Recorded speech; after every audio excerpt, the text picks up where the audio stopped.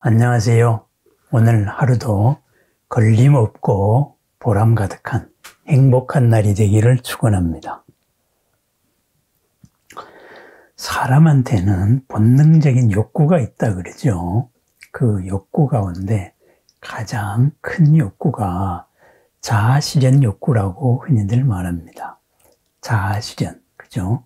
자기가 가지고 있는 잠재되어 있던 내 모든 자기의 본질을 실현시키는 것이다. 이렇게 이야기하고 있습니다. 그러면은 이러한 자아를 실현하기 위한 이런 욕구 이전에 우리는 어떤 욕구가 있느냐, 기본적인 욕구가 뭐냐, 이래가지고 전통적으로는 이렇게 이제 5가지를 얘기하는 것 같아요. 우선은 생리적인 욕구가 있다 이거죠. 먹고 마시고 그리고 짝짓기 하고 화장실 가고 이러는 이 몸의 생리적인 몸의 프로그램이 요구하고 있는 욕구가 있을 것이고, 그렇습니다. 가장 기본입니다. 몸의 욕구가 충만 안 됐을 때 얼마나 괴롭습니까? 생존이 보장되지 않으면은 그럼 모든 게 다 힘든 거지요. 두 번째 단계로는 안전에 대한 욕구라 그래요. 우선 이 몸이 살아야 되겠다 이거죠. 내가 위험에 처하면 안 되겠다. 이런 여러 가지 신체적으로나 정신적으로나 이런 안전에 대한 욕구. 그러니까 이 2가지는 생존에 대한 욕구라고 보는 거지요. 그럼 생존에 대한 욕구가 어느 정도 충족이 되면은 그 다음에는 사람과 사람의 관계에서의 욕구가 생긴다 그래요. 그 관계가 바로 소속과 애정에 대한 욕구다. 이렇게 이야기해요. 내가 무언가 외롭지 않고 더불어 같이 있는 존재이고, 내가 할 역할이 있는 집단, 그리고 그 집단이 나를 보호해주고, 그리고 서로를 위하는 이런 소속과 애정의 욕구가 있다 그래요. 그 다음에는 그 단계에서 한 단계 더 나아가면 존경받고 싶어 한다 해서 존경의 욕구가 있다 그래요. 그러니까 명예욕이라든가 권력욕이라든가 이런 거죠. 예를 들면은 그 전에 제가 이런 말을 들은 적이 있어요. 평생을 써도 다 못 쓸 돈을 가진 그러한 재벌들이 왜 기업 활동을 하느냐, 왜 돈을 벌려고 하느냐 이거죠. 써도 다 못 쓰는 돈을 갖고 있는데, 그것이 바로 이르는 이제 존경 욕구죠. 명예, 권력이죠. 그죠? 기업을 함으로 인해 가지고 그 기업의 사람을 지배하고 부리고 이 사람 전체로서 자기가 목표하는 것을 이루려고 하는 성취 욕구죠. 그러니까 성취 욕구, 이르는 권력 욕구, 명예 욕구, 이런 게 이제 존경받고 싶은 욕구가 있다 그래요. 이거의 가장 윗단계에 있는 욕구가 바로 자아실현 욕구라고 합니다. 자아실현. 내가 가지고 있는 모든 것을 다 드러내고 싶다. 그러면은 내가 가지고 있는 게 뭘까요? 그걸 한번 생각을 해보십시다. 자아실현. 무엇을 실현시키느냐? 그 자아라는 게 뭐냐? 이거죠. 그죠?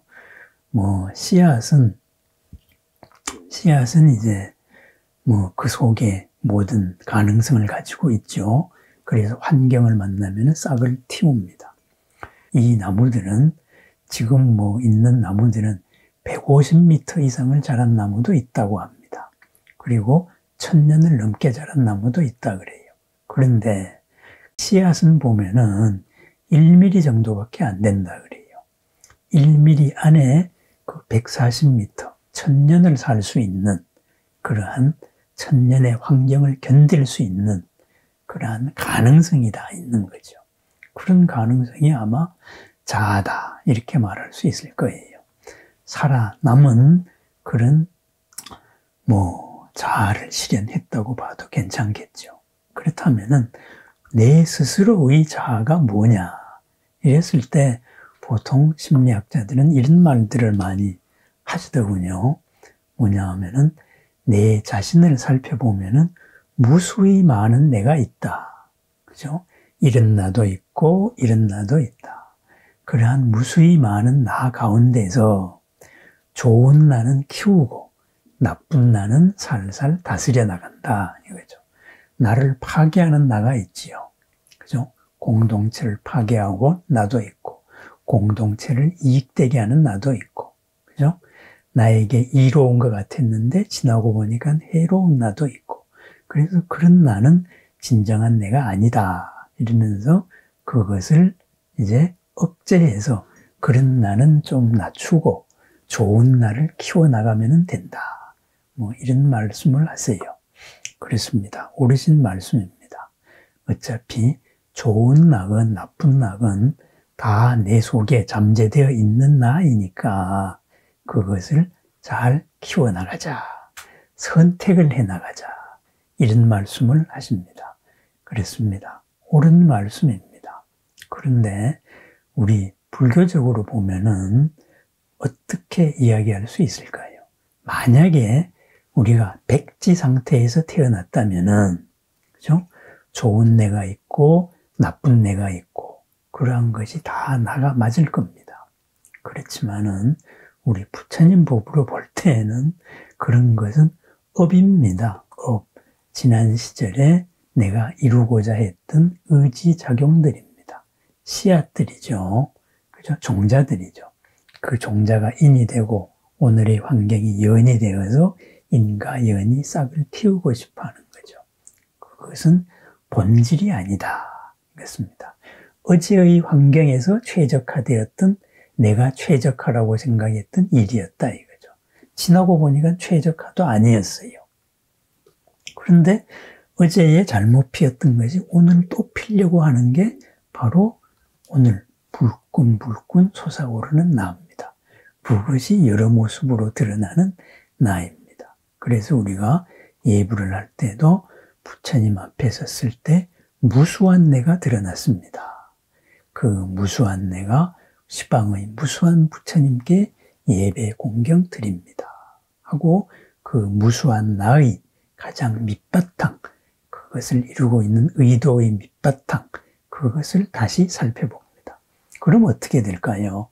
그 의도가 가진, 의도가 잘못되었던 그러한 것들이 벗어나고 그 의도를 가장 잘 살릴 수 있는 길이 드러납니다. 그렇습니다. 자아실현, 바로 내 업을 실현하는 겁니다. 어떻게 실현할 건가? 어제와 같은 방식으로 실현하지 않는 겁니다. 오늘에 맞추어서 최적으로, 최상으로 실현하는 것입니다. 그런데 솟아오르는 의지는 어제와 같은 방식으로 자꾸 실현하려고 그래요. 어제와 같은 방식으로 실현하는 것, 그것은 자아실현이 아니고 어제와는 다른 방법으로 어제 못했던 것보다 더 크게, 더 훌륭하게 실현하는 것, 이것이 바로 우리 불교적인 자아실현이다. 이렇게 말할 수가 있습니다. 수많은 내가 있습니다. 이런 내도 있고 이런 나도 있고 이런 나도 있고, 그러한 나 속에서 가장 훌륭한 일들을 키워나가는 것, 바로 어제와는 다른 새로운 모습의 연을 만들어내는 것, 그것이 바로 자아실현이다. 이럴 수가 있습니다. 바꾸어 말하면 무엇일까요? 그것이 바로 최승업입니다. 가장 훌륭한 업으로 바꾸는 것이다. 가장 뛰어난 업으로 바꾸는 것이다. 가장 적합한 업으로 바꾸는 것입니다. 그렇습니다. 자아실현의 하루를 축원합니다. 우리들이 자아가 완전히 실현되면 어떻게 될까요? 그 상태를 부처님이라고 말합니다. 그 상태가 열반이라고 말합니다. 궁극의 행복, 궁극의 괴로움 없음, 그 무엇에도 걸림이 없는 삶, 언제나 어디서나 누구와도 평안하고 행복하고 새롭고 즐거운 삶입니다. 그 즐거운 삶, 업을 오늘에 실현시키는 삶입니다. 업을 의제와 다르게 실현시키는 삶입니다. 업의 의도를 살리고 업의 결과를 의제와 바꾸는 삶. 그것은 끊임없이 업을 알아차림에서 비롯됩니다. 업을 알아차려서 의제를 반복하지 않는 것. 바로 진정한 자아 실현입니다. 그러기 위해서 언제나 어디서나 우리는 부처님을 찾습니다. 보살님을 찾습니다. 더 큰 마음과 함께 해야 되기 때문입니다. 더 큰 마음과 항상 함께 할 때 내 업을 오늘에 더 훌륭하게 실현할 수 있습니다. 자아 실현입니다. 언제나 어디서나 부처님을 알아차리고 부처님 마음과 함께 해야 되는 이유입니다. 부처님, 보살님, 신중님들과 함께 하면서 언제나 알아차리고 깨어있는 하루, 그것으로서 이루어 나가는 자아 실현의 하루를 축원합니다. 감사합니다.